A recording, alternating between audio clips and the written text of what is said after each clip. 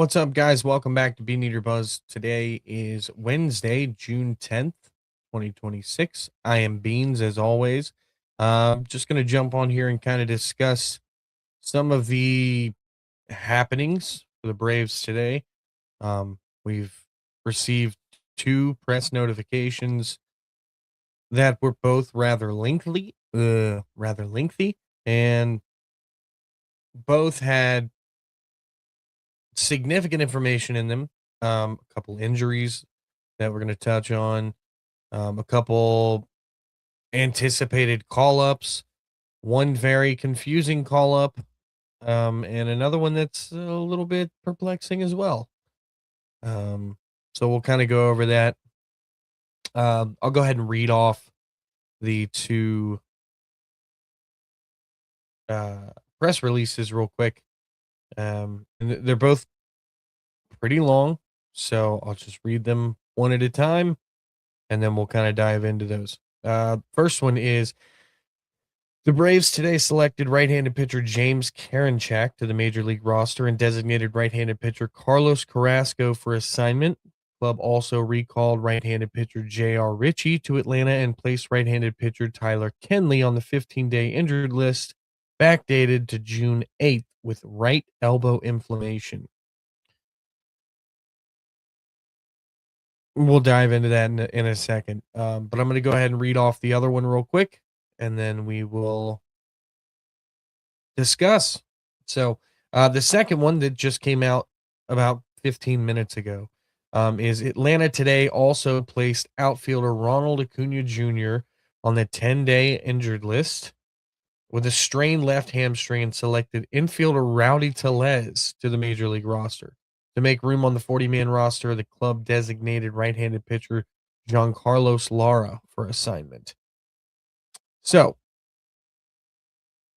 a lot to unpack there. We'll start with the first big thing, obviously, that everyone's going to want to talk about is the fact that Ronald Acuna Jr. is again going on the injured list. It's the second time this year that he's been on the injured list for a strained hamstring. I'm going to assume that this means when they got the MRI, it did show that there was some sort of strain to the extent of probably a grade 1 again. So they decided to go ahead and just IL him, and it's it's heartbreaking watching a player so talented who can change the game in so many different ways, who loves playing the game so much. It's heartbreaking watching that guy not be able to be on the field as much as he does miss the field. So we're not sure how long he'll be out this time. Last time it was 3 to 4 weeks, I believe. I don't know exactly the number of days or games, but we do know that it wasn't a small amount of time. It was a significant amount of time.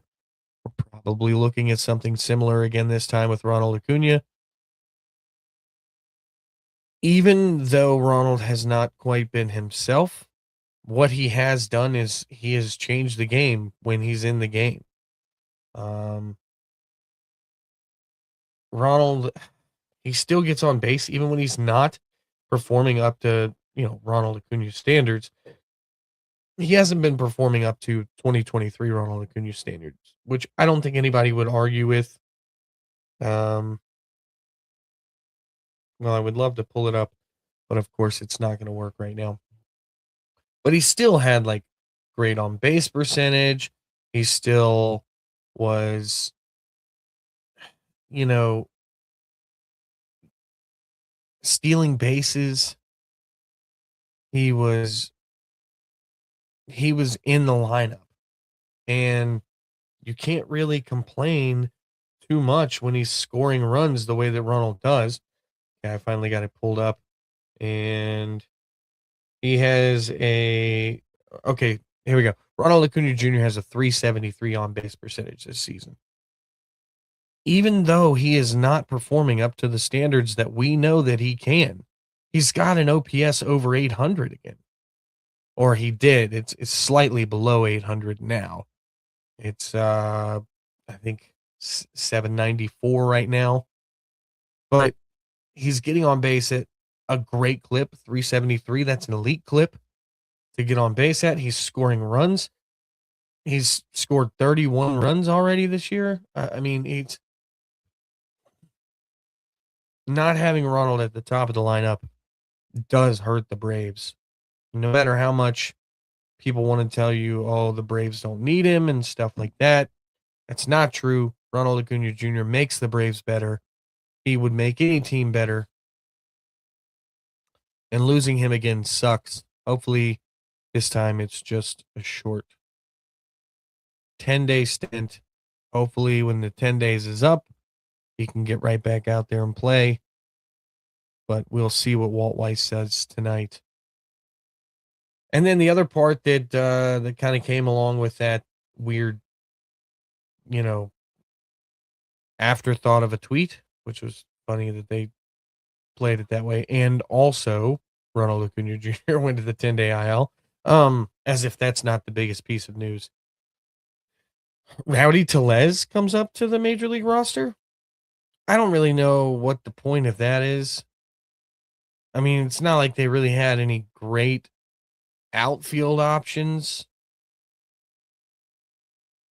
with options, but I mean, I guess Rowdy Tellez will come up and be a veteran presence, come off the bench late in games and give you another left-handed bat that can hit against a righty late in the game, and which isn't really an area where we've been struggling. And now we risk losing Rowdy Tellez. I don't know.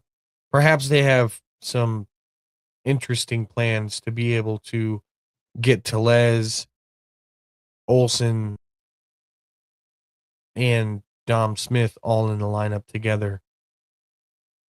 The only way I could see that even being possible is if you convince Dom Smith to play a little bit of left field, and I don't think the Braves are going to want to do that. So, and the last little piece in that tweet was that Giancarlo Lara was designated for assignment. Look, Giancarlo Lara is a very, very talented pitcher. He's got great stuff, elite stuff, but he is just, he cannot command his stuff. It's not going to play at the major league level if he can't find a way to command it. Nobody's going to grab him. If they do, that's fine. Hopefully somebody else can get through to him and help him find a way to be able to command that fastball, because it's a big fastball. It's a big, nasty fastball. He's able to get a ton of swing and miss on it when it's in the zone, but the problem is it's never in the zone, and there's not much you can do about that. If he can't command the fastball, he's really never going to have a future. So, going back to the other tweet, again, the big bit of news in that is that James Karinchak was recalled to the major league level. James Karinchak is a little bit of a polarizing figure for sure.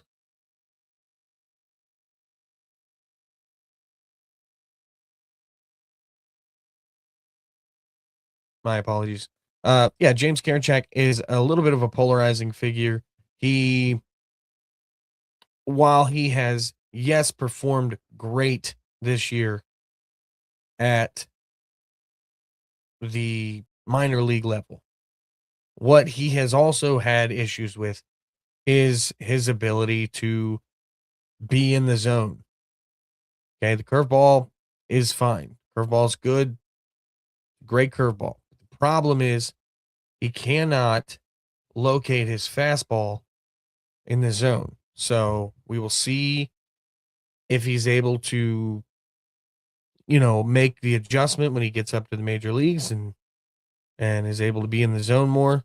Hopefully he can, slot in behind Diddy or Fuentes and become just another cog to that rotation, or excuse me, to that bullpen that just keeps churning out studs.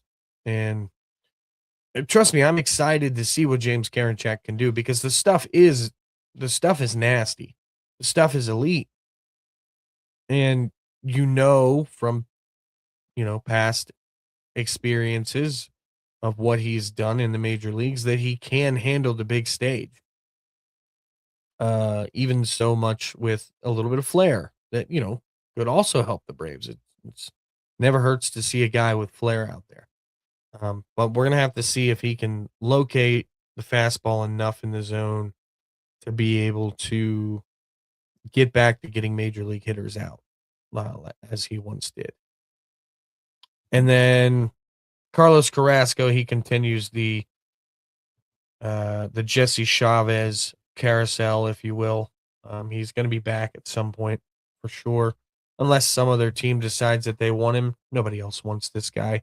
The Braves like him because of his veteran presence, because of his flexibility, because of his willingness to keep going up and down, because they know that nobody else is going to snatch this guy away. They like guys like that. They liked Jesse Chavez for similar reasons. Another guy that kind of fits the same mold is Tomlin. Now, Tomlin, he didn't really go up and down, but he kind of he's cut from the same cloth, you know. And just looking, what was the other piece? Oh, J.R. Ritchie. J.R. Ritchie is back up. It seems as though, is being reported that J.R. Ritchie is coming up to come out of the pen, and that Grant Holmes will continue coming out of the rotation. That seems a little weird to me. I don't know why you would do that. Apparently, Ritchie's also going to get some opportunities in some high leverage spots. I, I I question this. I think it's a weird move. I think that Ritchie could do it. I think that Ritchie could absolutely do it. I think Ritchie actually could maybe thrive in this role. But I also think that you're at a point where you kind of need the starting pitching depth in the road, or excuse me, starting pitching depth stashed away more than you need the bullpen help. And Grant Holmes is a perfect fit to go down to the bullpen.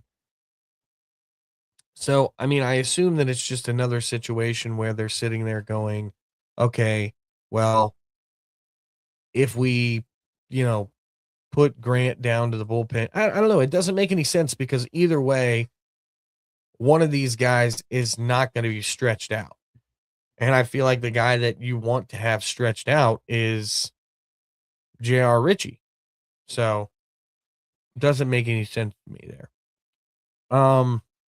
And then you go and you look, Tyler Kenley is the last little piece of that puzzle over there. And Tyler Kenley has been good. He was great early on. He was great last season when the Braves first got him. He has kind of come back to earth a little bit for sure. He's not missing as many bats as he once was. And because of that, he kind of had fallen out of favor. Clearly, Didier Fuentes kind of hop skipped him in the pecking order. And I hope that Tyler Kenley's elbow is fine. I hope that it's not I'm just going to be honest. I hope that this is not a real injury. I hope that this is kind of what we saw from Pierce Johnson the last couple of years, where like he threw so many curveballs that his elbow got a little sore, and then they gave him a week off, and then, he came back and he was fine. The elbow was fine. It wasn't a big deal. I'm hoping that that's what this is with Kinley, because if he's injured and, maybe he needs Tommy John or something like that, that's even if he hasn't been our best reliever, that's a huge blow. That's a huge blow to our depth, but it also kind of does allude to why Karinchak and Richie would both have been called up to be put in the bullpen. Um, and if we can, for just a second, let's also highlight the fact that last night, apparently there were only 4 arms available in the bullpen. Didier Fuentes and Dylan Lee were apparently not available. And then you had Tyler Kinley, who we now know why he was not available. Hopefully, Richie and Karinchak both coming up does not necessarily mean that one of those two guys is also experiencing something. I think it would just be a death blow if we lost Dylan Lee or Didier Fuentes. Okay, maybe not a death blow, but it would hurt our hearts pretty bad. I don't know. I don't have a whole lot more on that. I just kind of wanted to touch on what those things were about, what they mean, what they could potentially mean. I still think that Grant Holmes should go to the bullpen. I think that if you're already shorthanded in the bullpen, a guy that would really work down there, who would really help your season, who would really help your bullpen, Grant Holmes. Uh, he just belongs down there. So, I don't know. Other than that, guys, I don't really have anything else. I'll be coming at you again here in a couple days. My apologies for missing the last couple series. Again, as I stated earlier, I had strep throat earlier this week, and you can probably still hear it a little bit, but it was not the ideal podcasting voice. So, if again, appreciate you guys listening, and go Braves.